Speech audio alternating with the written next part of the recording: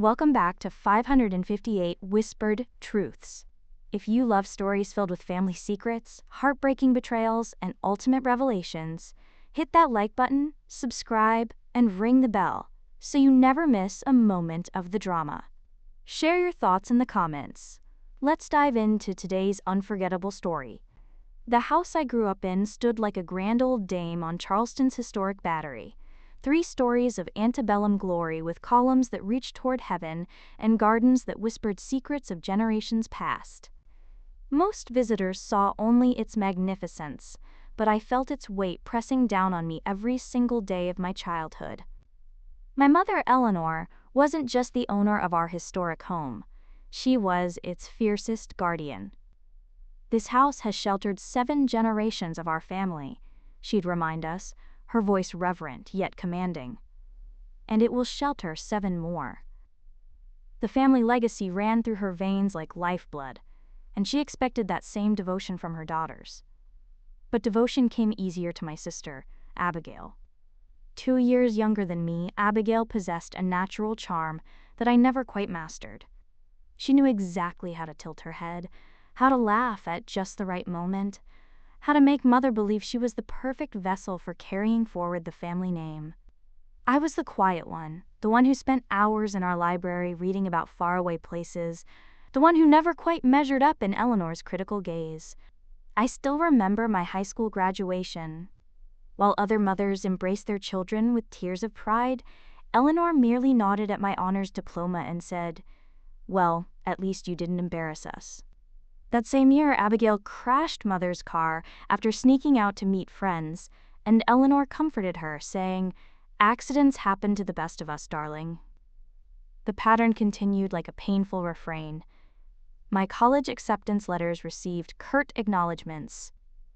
My first job offer in Chicago, a prestigious position at an architectural firm specializing in historical preservation, earned nothing more than a tight smile and the question, "So you're really leaving Charleston then?" And yes, I left. I built a life for myself far from the suffocating weight of that house and my mother's disappointment. I restored beautiful old buildings, fell in love, started saving for my own home. But distance never quite healed the wound of knowing I somehow failed at being loved by my own mother. Phone calls with Eleanor were brief, perfunctory exchanges. "Your sister has joined the Historical Society board," she'd announce, or "Abigail organized the most wonderful fundraiser for the Preservation Committee." My achievements, when mentioned at all, were footnotes at best. I told myself it didn't matter anymore. I was an adult with my own life, my own measure of success. But in quiet moments, that childhood ache would return. The desperate yearning to hear just once that I was enough, that I was worthy of the same love she lavished on Abigail. I never imagined that my mother's death would be the beginning rather than the end of this painful story. That the reading of her will would unravel secrets I never suspected existed beneath the polished veneer of our family history. That everything I believed about my place in our family was built on a foundation of carefully constructed lies. I first noticed the changes during a rare visit home for Thanksgiving. Mom's hands trembled slightly as she arranged her prize silver, and twice she called me by my sister's name. Little signs that something wasn't right, but I dismissed them as fatigue, or perhaps just her usual disinterest in my presence. The actual diagnosis came 3 weeks later. A rare neurological disease with a name too clinical to capture the horror it would bring. Progressive, degenerative, incurable. I sat in my Chicago apartment clutching the phone as Abigail explained in her controlled voice how our mother would slowly lose herself, memories fading, motor skills deteriorating, personality changing. "She'll need care, constant care," Abigail emphasized. "I'm here, of course, but you should visit when you can." That subtle barb, asterisk when you can, implied I had chosen a life too busy for family obligations. Perhaps she was right. I arranged monthly visits, each time finding Mom a little more diminished. Sometimes she'd greet me with surprising clarity, her eyes sharp as they'd always been when evaluating my worth. "You've lost weight," she'd observe, or "that haircut doesn't suit your face shape." In those moments, I almost believed the doctors were wrong. Other days, she'd look right through me, confused by my presence in her home. "Are you from the Historical Society?" she'd ask. Those moments cut deeper than any criticism she'd ever offered. Meanwhile, Abigail transformed into the perfect daughter caretaker. She moved into the downstairs guest room, managed Mom's medications with military precision, and somehow maintained her social standing in Charleston society. "Everyone's been so supportive," she'd tell me as I folded laundry during my visits. "Mr. Carter from the Historical Society checks in weekly, and the Preservation Committee sent the most beautiful flowers. My contributions, researching experimental treatments, paying for the best home health aides, flying down at every opportunity, somehow never measured up in the ledger of daughterly devotion." During my December visit, I found Mom having a lucid day. She was sitting in her study, surrounded by old photographs and documents. "I'm putting some affairs in order," she said without looking up. "There's history in these walls that must be protected." I sat across from her, watching as her once steady hands sorted through papers. "I can help," I offered.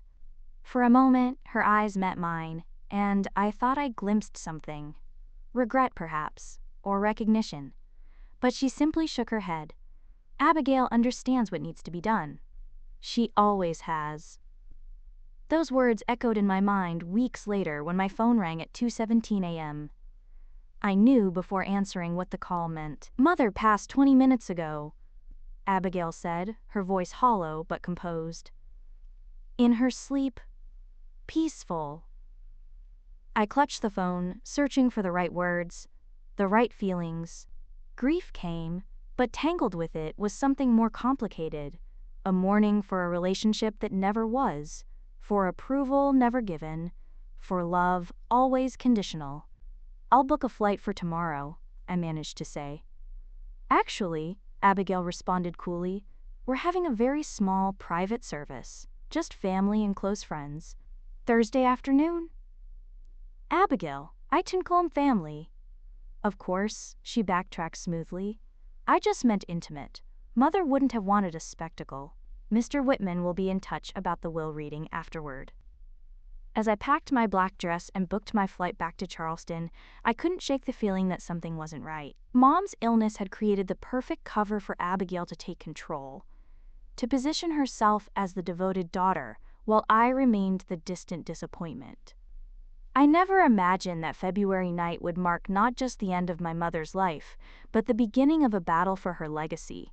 And, for the truth, I never knew existed beneath our family's perfect facade. The funeral was a blur of black dresses, hushed whispers, and Charleston humidity that clung to my skin like grief itself. Throughout the service, Abigail stood front and center, accepting condolences with practiced grace while I remained in the shadows, the afterthought daughter who'd flown in from Chicago, too late as always. 2 days later, we gathered in Mr. Whitman's office, a place that smelled of leather-bound law books and old money. The family lawyer had been handling our affairs since before I was born. His office walls were adorned with photographs of Charleston's historic homes, including our family estate, Magnolia Haven, its white columns gleaming in afternoon sunlight. "Ladies, shall we begin?" Mr. Whitman adjusted his reading glasses, his voice carrying the weight of 40 years of legal practice. I sat rigid in my chair, hands folded tightly in my lap. Across from me, Abigail looked immaculate in her tailored black dress, not a strand of her dark hair out of place. For a moment, our eyes met, and something in her expression, a barely concealed anticipation, sent a chill through me. Mr. Whitman cleared his throat and began reading Mother's last will and testament. I half listened to the formal language, the legal jargon washing over me, until suddenly the room seemed to tilt. "And to my daughter Abigail Catherine Montgomery, I bequeath the entirety of my estate, including Magnolia Haven, all financial assets, and personal belongings." My breath caught. Surely I'd misheard. "And to my daughter..." I leaned forward, waiting for my name, for my share. "Nothing else is to be distributed, as she's the only one who truly deserves it." The words landed like physical blows. I felt the blood drain from my face as I struggled to comprehend what I was hearing. Mother had left me nothing. Worse, she'd declared me undeserving. Abigail's perfectly manicured hand reached for the glass of water on the table, but not before I caught the satisfied smirk playing at the corners of her mouth. "There must be some mistake," I managed to say, my voice sounding distant to my own ears. Mr. Whitman looked uncomfortable but firm. "I'm afraid this is the final version of the will, signed and witnessed 2 months before your mother's passing." 2 months. When her condition had been deteriorating rapidly. When Abigail had been her constant companion. Her gatekeeper. As we stood to leave, Abigail brushed past me, leaning close enough that only I could hear her whisper, "Face it, Mom never loved you." 5 words, delivered with surgical precision, intended to sever any lingering hope I might have harbored. I remained still, refusing to give her the satisfaction of seeing me crumble. Outside, Charleston's springtime beauty mocked my devastation. Azaleas bloomed in riotous color along the historic streets as I wandered aimlessly, those cruel words echoing in my mind. Not just disinherited, but dismissed, deemed unworthy by the mother whose approval I'd spent a lifetime chasing. Yet beneath my shock, something else was stirring. The final line of the will didn't sound like Mother. Even at her most critical, she had always been eloquent, never crude. "The only one who truly deserves it," rang false, like dialogue from a poorly written play. I found myself standing before our family home. No, Abigail's home now. The afternoon sun caught the beveled glass of the front door, creating prisms of light that danced across the porch. This place held generations of our family's history, secrets layered like the coats of paint on its walls. Something about Mother's decision felt wrong. Deeply, fundamentally wrong. The realization settled over me like a resolve, hardening my grief into determination. If Mother had truly intended to cut me out so completely, I deserved to know why, and if Abigail had somehow influenced her decision during those vulnerable final months. I turned away from the house, straightening my shoulders. The wound of being cast aside still bled freely, but it had ignited something unexpected within me. A quiet, burning determination to uncover the truth behind this betrayal, no matter where it led. I decided to extend my stay in Charleston, telling Abigail I wanted to help her settle in to our family home. Her eyes narrowed with suspicion, but she couldn't refuse without seeming heartless. Every morning I'd make myself useful, dusting shelves, organizing paperwork, all while mapping the house in my mind, reacquainting myself with its secrets. At night, when Abigail retired to Mother's master suite, a claiming of territory that made my blood boil, I began my real work. The attic called to me, that repository of our family's past where Mother stored everything of true importance. 3 nights into my investigation, I found it. Hidden beneath a stack of photo albums was a small wooden box I'd never seen before. Inside lay a letter in Mother's elegant script, dated just weeks before her death. My hands trembled as I unfolded it. "My dearest daughters," it began, "as my time grows shorter, I find clarity in what matters most. Despite our differences and misunderstandings, I love you both equally. It is my explicit wish that Magnolia Haven and all my assets be divided evenly between you. Abigail, your dedication to our family's heritage deserves recognition. And to you, my distant star," I choked back tears at Mother's nickname for me. "Your courage to forge your own path has always filled me with pride, even when I couldn't express it." The letter continued, detailing exactly how she wanted her estate divided. It was unfinished, unsealed, a final message she never had the chance to send. Or perhaps one she was prevented from sending. I folded it carefully and held it to my chest, grief and vindication washing over me in equal measure. At dawn, I slipped out of the house and drove straight to Mr. Whitman's office. "This changes everything," he said, examining the letter behind his desk. "The handwriting is undoubtedly Eleanor's. The date indicates this represents her most recent intentions." He looked up at me, professional demeanor cracking slightly. "I always found the final will uncharacteristic of your mother." "What can we do?" I asked, leaning forward. "I can file an emergency motion to freeze the estate immediately." This letter constitutes new evidence that could invalidate the current will, especially if we can prove your mother was being manipulated. 2 hours later, I returned to Magnolia Haven to find Abigail pacing the foyer, her phone clutched in her white-knuckled hand. When she saw me, her face contorted with rage. "What have you done?" she hissed. "Found the truth," I replied, a calmness settling over me that I hadn't felt in years. "Did you really think I wouldn't look? You have no right to be here. This is my house now." Her voice rose to a shrill pitch that echoed through the hallway. "According to Mother's actual wishes, it's our house," I corrected her. "And I'm just getting started, Abigail. The estate is frozen pending investigation." She lunged toward me then, all pretense of sophistication gone. "You were never here. You abandoned her. Abandoned us. Well, I took care of everything." Taking care included hiding her mail? Screening her calls? Convincing her I didn't care? I stood my ground as decades of resentment poured from her. She was sick, confused. I protected her from stress. Abigail's carefully constructed narrative was unraveling thread by thread. "We'll let the court decide what happened during those final months," I said quietly. "But I know Mother's voice when I hear it, and that will wasn't it." I turned to leave the room but paused at the doorway. "By the way, I've arranged to meet with Claire tomorrow, Mother's assistant, who you so abruptly dismissed after the funeral." She seemed eager to talk. The color drained from Abigail's face. In that moment, I knew with absolute certainty that the truth I'd begun to uncover was just the tip of a very dark iceberg.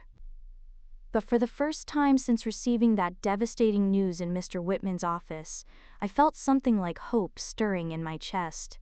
The next morning, I woke before dawn, my mind racing with possibilities. My confrontation with Abigail had shaken something loose inside me, a determination I hadn't felt since childhood. If Mother's letter was just the beginning, what else might be hidden in this house? I waited until Abigail left for a historical society meeting before returning to the attic. This time, I ventured deeper into the forgotten corners, past dusty furniture and trunks filled with holiday decorations. Behind an old dress form draped with Mother's wedding gown, I noticed a small cedar chest I'd never seen before. Inside, nestled among dried lavender sachets, lay a leather-bound journal with Mother's initials embossed in gold. My heart hammered against my ribs as I opened it. Her elegant script filled page after page, entries spanning the last 2 years of her life. I sank to the floor, transfixed by her words, her truth, finally unfiltered. "I feel foggy today," one entry read. "The medication makes it hard to think sometimes, but I know my heart. I miss my youngest. Abigail says she doesn't call, doesn't care, but something doesn't feel right. Why would she abandon me now?" Tears blurred my vision as I flipped through more pages. The confusion in her writing was palpable, but so was her love, for both her daughters. There was no bitterness toward me, only bewilderment and longing. "Changed my will today," read an entry from 3 months before her death. Abigail insisted. So tired of arguing. "She says it's for the best, that she'll make sure everything is taken care of. But my heart feels heavy. This doesn't seem right." I clutched the journal to my chest, rage and grief battling inside me. Mother had been manipulated in her most vulnerable state, made to doubt even her own memories of me. My phone vibrated with a text from an unknown number. "This is Claire, Eleanor's former assistant. We need to talk. It's about your mother's will." 2 hours later, I sat across from Claire in a quiet cafe downtown. Her hands trembled slightly as she placed a manila envelope on the table between us. "I should have come forward sooner," she said, her voice barely above a whisper. "But, Abigail, she threatened my career, my reputation. I was afraid." "What happened?" I asked, my mouth dry with anticipation. "Your sister systematically isolated your mother, intercepted phone calls, emails, even visitors." Claire pushed the envelope toward me. "I kept copies of everything. Emails your mother dictated to you that Abigail deleted, notes about calls from you that were never returned." I spread the papers across the table, each one another blow to my heart. Mother had tried to reach me. She had wanted reconciliation. The day she changed her will, Claire continued, her voice stronger now, your mother was heavily medicated. Abigail brought in a notary she knew personally. I watched her pressure your mother, telling her you had explicitly said you wanted nothing from her. You witnessed this? My voice cracked. All of it. She made your mother cry, then handed her the papers while she was distraught. Said it was the only way to protect the family legacy. Claire's eyes hardened. I'll testify if needed. What she did was wrong. Mr. Whitman called that evening after reviewing Claire's evidence. This testimony is damning, he said. With this in the letter, we have grounds to invalidate the will entirely. I wasn't prepared for the ferocity of Abigail's response. The next day in court, she arrived with 2 attorneys. When Claire took the stand, they attacked her credibility mercilessly, painting her as a disgruntled ex-employee with a vendetta. She's lying! Abigail shouted during a recess, her perfect composure finally shattered. Mother knew exactly what she was doing. She wanted me to have everything because I was the only one who stood by her. The judge's gavel cracked through the air like a gunshot, but the damage was done. This wasn't just about an inheritance anymore. It was about Mother's final wishes, her true feelings, and the systematic way my sister had poisoned what should have been our last chance at healing. As we left the courthouse, Mr. Whitman touched my arm. This is just the beginning, he said quietly. Be prepared. It's going to get uglier before it's over. I nodded, Mother's journal secure in my bag. The truth was finally emerging, one painful piece at a time, and I wouldn't stop until every lie was exposed to the light. The court's order for a handwriting analysis felt like the first crack in Abigail's perfect facade. After years of being the dutiful daughter, the golden child who could do no wrong, her carefully constructed image was beginning to crumble under the weight of her own deception. I watched from a painful distance as my sister's unraveling became public spectacle. The whispers started first. Hushed conversations that fell silent when I entered the local coffee shop, sympathetic glances from townsfolk who'd known our family for generations. Such a shame about Eleanor's girls, I overheard one afternoon. Always thought something wasn't right about how that will came about. Abigail's desperation grew with each passing day. The first night she appeared at my guest house, the clock had just struck midnight. I was reviewing Mother's journal entries when frantic pounding shattered the stillness. Open this door! Her voice, usually so controlled, had taken on a wild edge I'd never heard before. I stood frozen behind the locked door, watching her silhouette through the curtains as she screamed into the darkness. She never loved you! Do you understand? Never! I was the one who took care of her. I was there. Where were you? Where were you? I didn't engage, didn't open the door, didn't give her the satisfaction of seeing my tears. Instead, I called the police and recorded every word of her tirade. The officers who arrived treated her with professional courtesy, but I saw the judgment in their eyes as they escorted her from the property. The next morning, I filed for a no-contact order. Mr. Whitman accompanied me to the courthouse, his steady presence a comfort amid the chaos my life had become. This is the right move, he assured me. We need to protect you and the integrity of the case. What began as a trickle of evidence soon became a flood. A second letter from Mother emerged, this one hidden in her favorite book at the Historical Society where Mr. Carter worked. He called me personally to deliver it. Found this while cataloging Eleanor's donated collection, he said, his weathered hands trembling slightly as he passed me the sealed envelope. She asked me to keep it safe, said it was insurance in case something happened to her other documents. The letter inside matched the one I'd found, the same handwriting, the same loving tone, the same explicit instructions for her estate to be divided equally between her daughters. But this one contained something more. Detailed accounts of missing funds, suspicious bank activity, and a clear statement that she feared manipulation. If you're reading this, she'd written, then my fears were justified. Trust no one with my finances, except Frederick Whitman. The court had no choice but to delay the hearings pending a full investigation. Financial auditors descended upon Mother's accounts, uncovering a pattern of withdrawals and transfers that coincided perfectly with her increase in medication. Abigail's mask didn't just crack, it shattered completely. She started calling my friends, my former colleagues, anyone who might listen to her version of events. She showed up at community functions, disheveled, eyes wild, making scenes that left even her staunchest supporters uncomfortable. "You're all being fooled," she announced during a historical society meeting, pointing an accusing finger at me from across the room. "She's manipulating all of you, just like she manipulated our mother." Mr. Carter gently but firmly escorted her out, but not before everyone witnessed her complete break with reality. Later that evening, Claire called me in tears. "She came to my house," she whispered, "threatened my children if I testified again. I'm scared, but I won't back down. Your mother deserved better than this." As I hung up the phone, I realized something had shifted inside me. The pain of Abigail's betrayal still cut deep. How could it not? She was my sister, my only living family. But beneath that hurt was something unexpected. Pity. The desperate woman lashing out at everyone around her was a stranger to me now, consumed by greed and fear of exposure. Mother's journal lay open on my desk, her final words a reminder of what truly mattered. "Remember, my darling, the truth always surfaces. Like water, it cannot be held back forever." I was starting to believe the truth would prevail.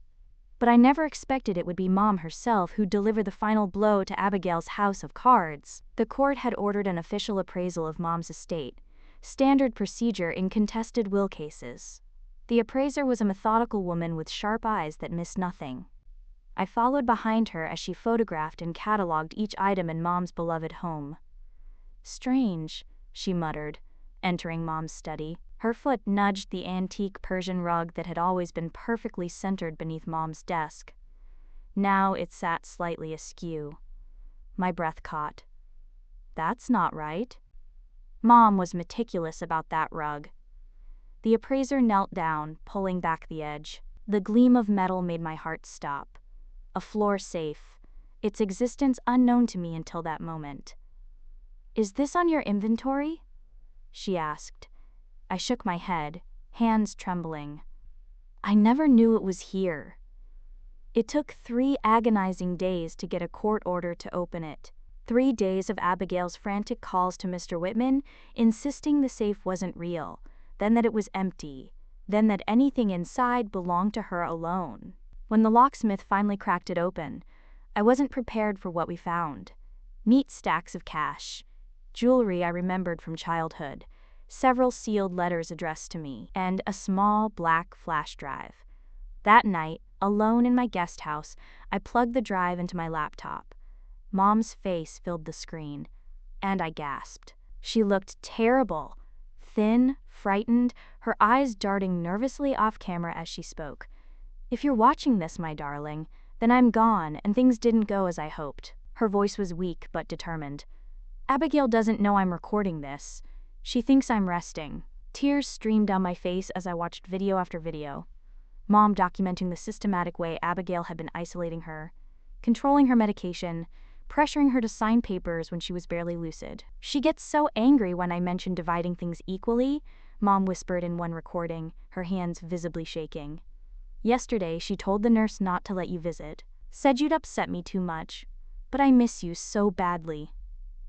In the final video, dated just 2 weeks before she died, Mom looked directly into the camera. "Remember when you were little and you were afraid of thunderstorms?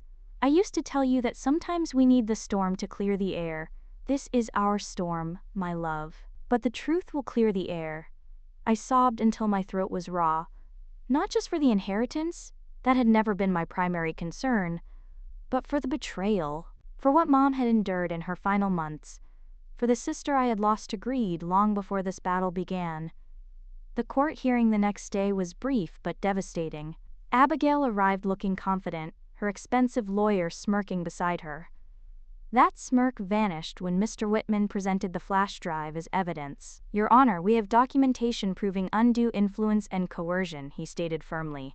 The judge ordered the videos played in open court. I couldn't look at Abigail as our mother's frail voice filled the courtroom, but I heard her sharp intake of breath, the whispered "no" that escaped her lips. When the lights came back up, Abigail was ghostly pale. She was confused, she stammered. The medication. The judge cut her off. Ms. Abigail, I strongly advise you to remain silent at this time. Claire sat beside me, squeezing my hand as the court transcriptionist recorded every damning word. Mr. Carter nodded solemnly from the back row. That afternoon, the judge invalidated the contested will and ordered a full investigation into elder abuse. As we left the courthouse, Abigail tried to approach me, her designer heels clicking frantically on the marble floor. You don't understand, she hissed. I deserved it. She loved me more. I paused, turning to look at my sister, really look at her, maybe for the first time. The desperate woman before me was a stranger, consumed by something I couldn't recognize. This was never about who she loved more, I said quietly. It was about honoring who she was. I walked away then, into the bright afternoon sunlight. Mom's final video had ended with words I would carry forever. Remember, love isn't measured in dollar signs or property deeds. It's in the memories we make and the truth we honor. I loved you both equally, always. Some people just can't accept that love isn't exclusive to be real. The storm had passed, the air was finally clear. By the following morning, Abigail was gone. Her condo emptied, her phone disconnected. She'd vanished like morning mist, leaving nothing but the wreckage of her betrayal behind. Mr. Whitman called with the news, his voice tight with barely contained anger. She's emptied her accounts, and there's more. The detective found evidence she'd been using your mother's credit cards for months after her death. I sat heavily on Mom's porch swing, feeling strangely hollow. How did none of us notice? She had the statements redirected, he explained, and there's worse. We've discovered she'd been contacting auction houses about selling some of your mother's more valuable pieces, items specifically mentioned in the original will as family heirlooms meant for both of you. The investigation moved quickly after that. Detectives uncovered a pattern of calculated fraud stretching back even before Mom's illness. Bank records showed suspicious transfers, missing jewelry, forged signatures. Each revelation should have hurt, but I felt oddly detached, as if watching someone else's tragedy unfold. Claire visited daily, bringing coffee and sitting with me as I sorted through Mom's belongings. You know what I keep thinking about? She said one afternoon. That orchid collection your mom loves so much. How she'd say even the most delicate things can have incredible strength. 3 weeks after her disappearance, the call came. Abigail had been found in a small town in Georgia, staying in a rental under a false name. She'd dyed her hair, changed her appearance, but couldn't change the paper trail that led right to her. They're bringing her back to face charges, Mr. Whitman told me. Multiple counts of fraud, elder abuse, grand theft. It's substantial. I watched her preliminary hearing from the back of the courtroom.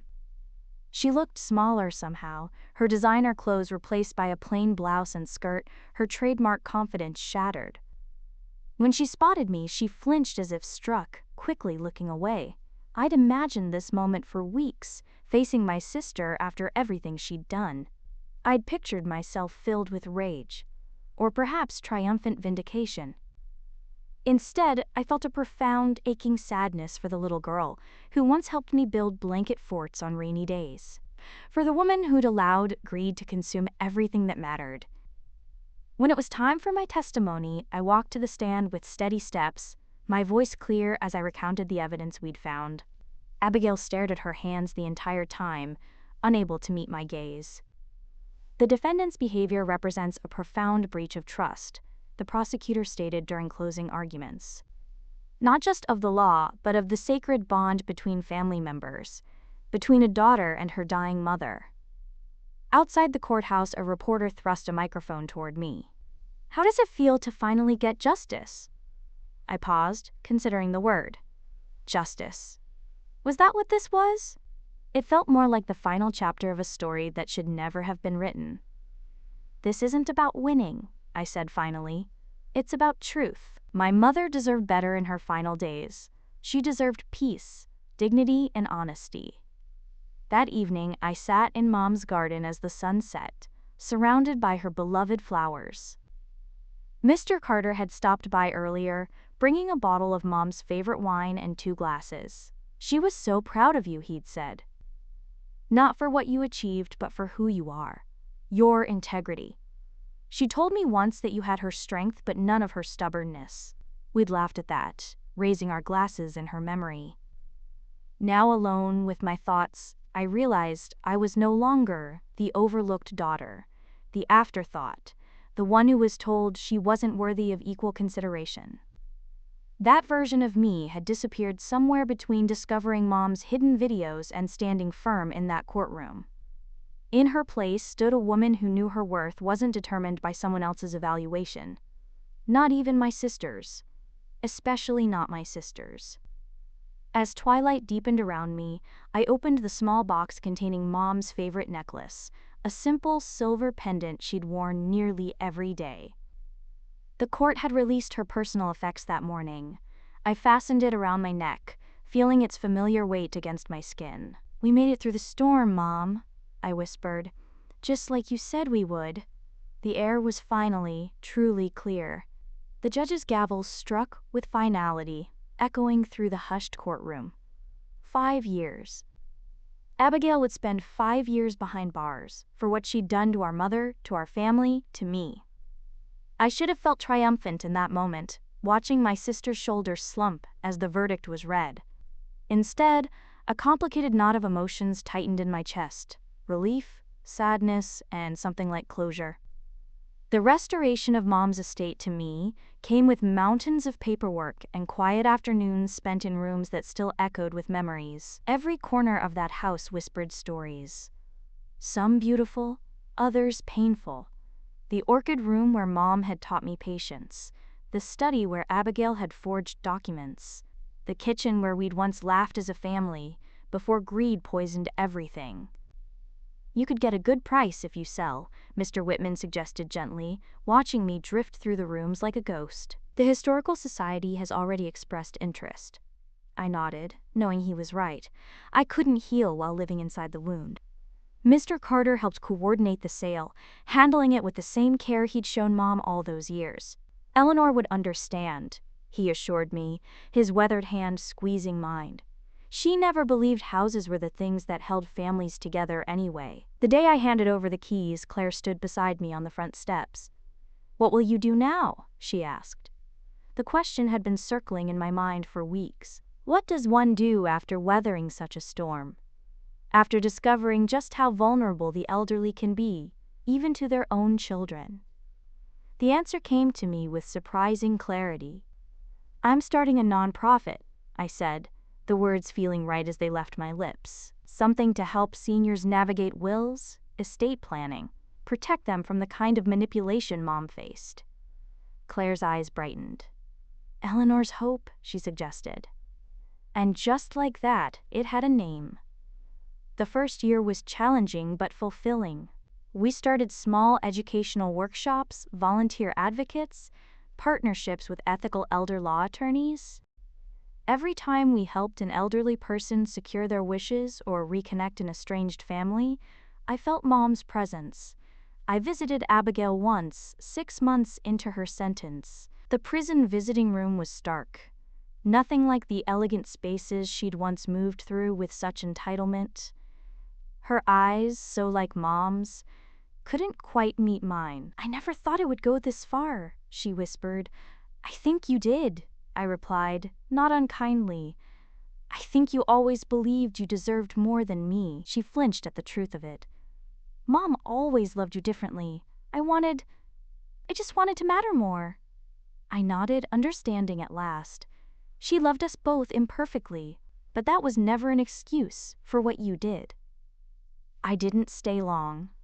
There was nothing more to say, no grand reconciliation to be had. Some bridges, once burned, leave only ashes. As Eleanor's hope grew, so did I. The woman who had once desperately sought her mother's approval and sister's acceptance gradually faded away.